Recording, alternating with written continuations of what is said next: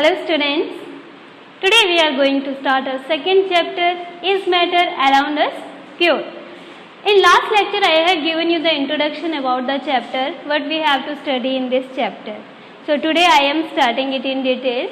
So in first chapter we have studied matter on the basis of its physical properties. On the basis of physical properties we can define matter as solid, liquid, gas states, and there were few properties, for example force of attraction, gap between particles, their kinetic energy, density, compressibility, rigidity, fluidity, etc. These all were physical properties. Okay, so physical properties are those properties which we see from outside. For example, this time if you can see, this duster is of green color, this chalk holder is of orange color, this board is of green color, and this chalk is of white color.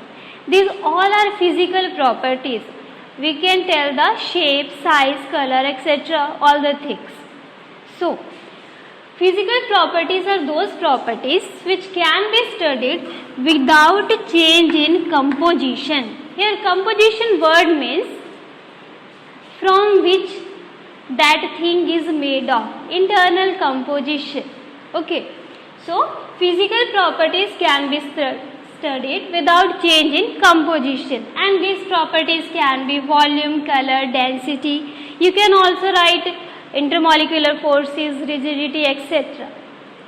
Opposite to this is chemical properties. In this chapter we will study matter on the basis of chemical properties. There are some types that we will study in detail. So first I am taking here chemical properties. Properties that can be studied with change in composition. That means internal composition will change. Outside may be same or not same, but internal will change. For example, here I have taken this example, carbon. This C is for a carbon. Carbon is in solid form. Okay, this O2 means oxygen. Oxygen is in gas form. Carbon is a substance which burns. Oxygen is a substance which helps to burn this carbon. When we combine these two, then what happens? A new substance, carbon dioxide, is formed. This carbon dioxide is gas. So here we can say state is solid, gas and gas. So state may be same or not same. Carbon dioxide is a gas, but when we see its composition, it was only carbon, it was only oxygen, but this is carbon and oxygen both. That means composition changed and its properties also changed. Carbon burns, oxygen helps to burn, but carbon dioxide helps to extinguish the fire. It is not helping anywhere to burn. So this way you can say properties totally changed. This is due to change in composition. So when we study this type of properties, that new substance is formed or energy changes takes place. This energy changes can be use of energy or release of energy, heat energy, light energy, etc. So these are chemical properties. On the basis of these properties, there are two types of changes in nature, that are physical change and chemical change, that we will study here. Physical change and chemical change. Here I will teach you in the form of difference so that you can understand the topic properly, that what are physical and chemical change and what are their differences, why we categorize them differently. So first is physical change, second one is chemical change. Physical change that can be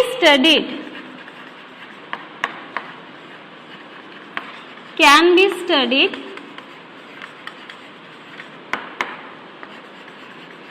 with physical properties. In this change, only physical properties of a substance changes. For example, see the shape of this. When I open this, its shape changed. Firstly, it was small rectangle, but when I open this, then it becomes big triangle. Its size increased. So, this is physical changes, change in physical property, shape, size, color, etc. This is long. When I compress it, it becomes small. So, these are physical changes. And chemical changes, change that can be studied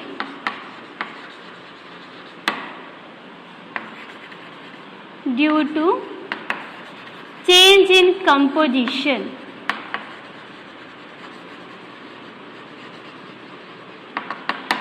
That means simply you can say change in chemical properties. In chemical change, chemical properties change, and in physical change, physical properties change.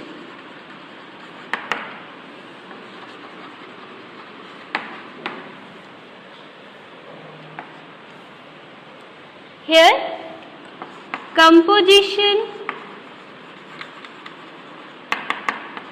remains same.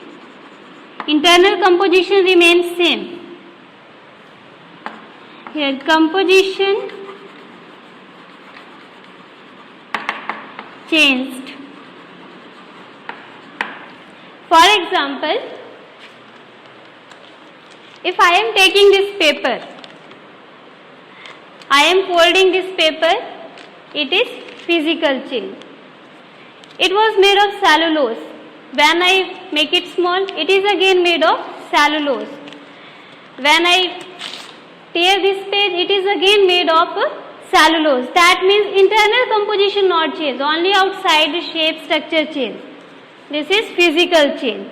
Chemical change is, it is made of cellulose, but when I will burn this paper, it will convert into ash, water vapors, and some light energy and heat energy will be released. Carbon dioxide or carbon monoxide gas may be released.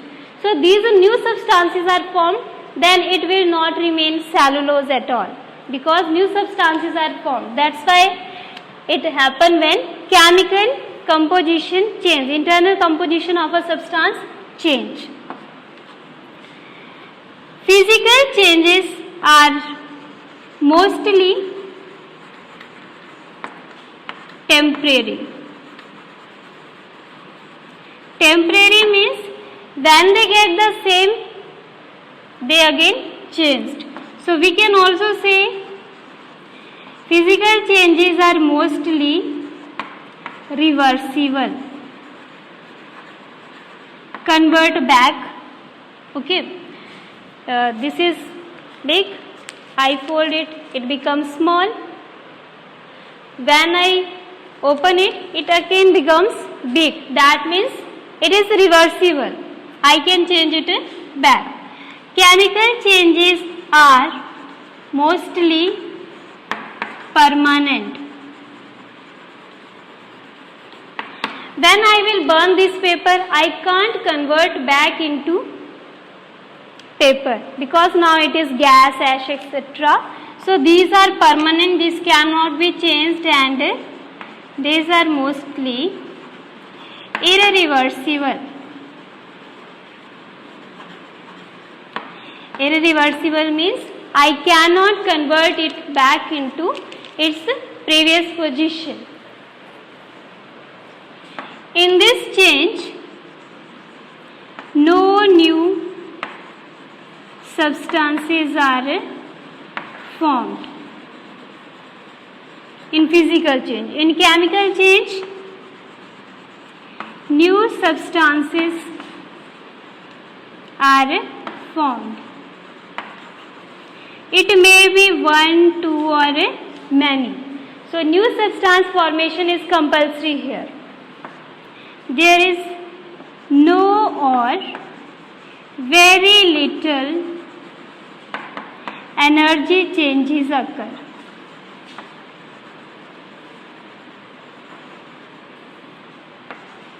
That means maybe energy changes are taking place, but we cannot recognize them easily. That change in energy is taking place. But here, a lot of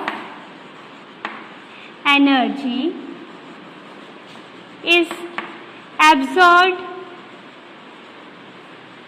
or released. That means energy changes takes place and we can check it. If a substance is absorbing energy, then its temperature will rise, and if it is releasing energy, then it will be cool. So by touching them, we can easily check the release of energy. This is in the form of heat. It can be in the form of a light also. When we burn paper, light energy comes out. One more difference is there. No mass change. If I cut the page, then its mass will be same. But when I will burn the page, then gas will go outside, water vapors will go outside, smoke will go outside, so mass will not remain same. Mass change. If you study somewhere that in chemical change mass remains constant, that is only when we are taking particular conditions. Means the container is fully closed, nothing can go outside, it can be in the form of gas, etc. So it should not go outside. So in special lab conditions only we can check that a mass not change. So when these were few differences between physical and chemical changes, you can better understand it by example.